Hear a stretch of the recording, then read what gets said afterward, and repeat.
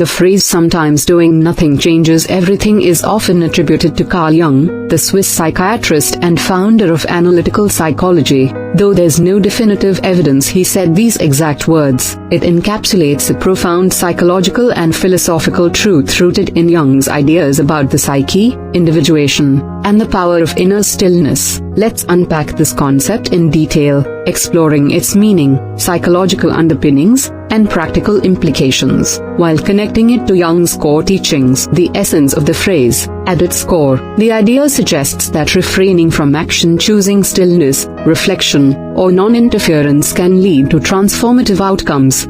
This contrasts with the modern emphasis on constant activity, control, and productivity. In Jung's framework, doing nothing doesn't mean passivity or laziness but a deliberate choice to pause, listen to the unconscious, and allow natural processes of the psyche to unfold. This aligns with his belief that profound change often emerges from within, not from external striving. Jung's work emphasizes the importance of the unconscious mind and its role in personal growth. By doing nothing, one creates space for the unconscious to reveal insights, resolve inner conflicts, and guide the individual toward wholeness, a process Jung called individuation. The phrase suggests that transformation doesn't always require forceful effort. Sometimes, surrendering to the flow of the psyche or life itself catalyzes the most significant shifts. Jung's psychological framework. To understand this idea, we need to explore key concepts in Jung's psychology that relate to the power of non-action, the unconscious and its wisdom. Jung believed the unconscious mind holds profound wisdom, archetypes,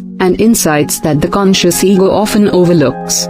Constant action driven by the ego's need for control can drown out the voice of the unconscious. By pausing, whether through meditation, reflection, or simply refraining from reacting, one allows the unconscious to surface.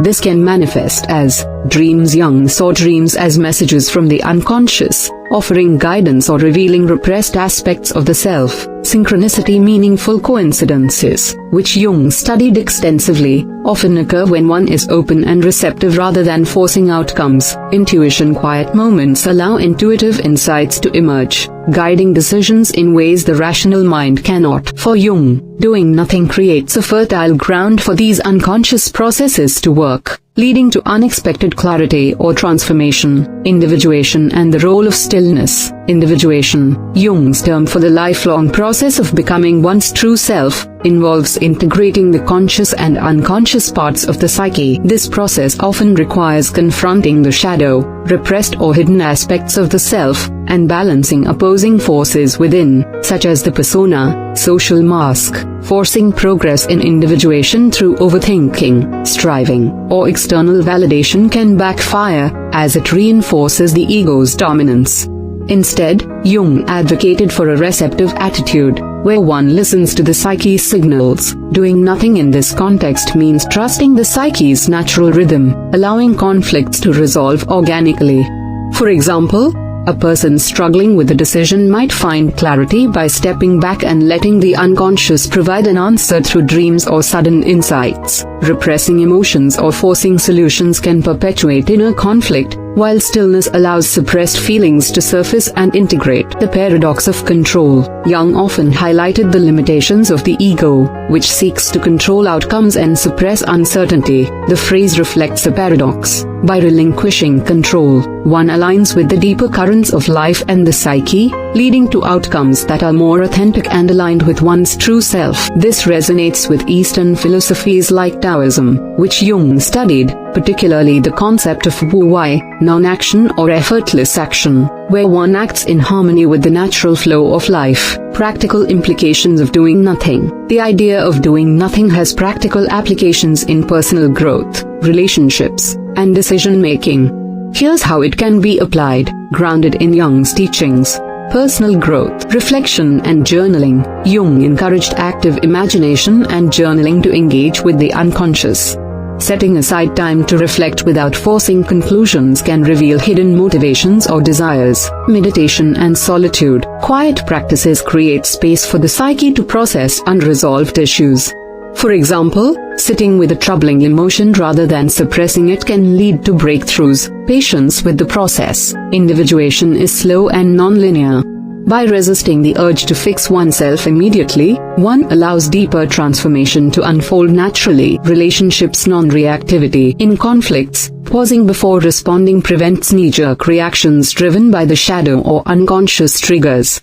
This can de-escalate tensions and foster understanding. Letting go of control. Trying to control others' behavior often stems from the ego's insecurities. Doing nothing might mean trusting others to find their own path, which can strengthen relationships. Listening to synchronicity. Jung believed meaningful coincidences guide relationships. By staying open rather than forcing connections, one might encounter transformative encounters. Decision-making. Avoiding overthinking. Overanalyzing decisions can disconnect one from intuition. Taking a step back through a walk, meditation, or sleep often brings clarity. Trusting the unconscious. Jung's patients often found solutions to dilemmas by waiting for insights from dreams or spontaneous realizations, rather than forcing a choice. Why doing nothing changes everything. The transformative power of non-action lies in its ability to shift one's relationship with the self and the world. Here's why it can change everything. Breaking cycles. Habitual reactions, for example, anger, avoidance, often perpetuate problems.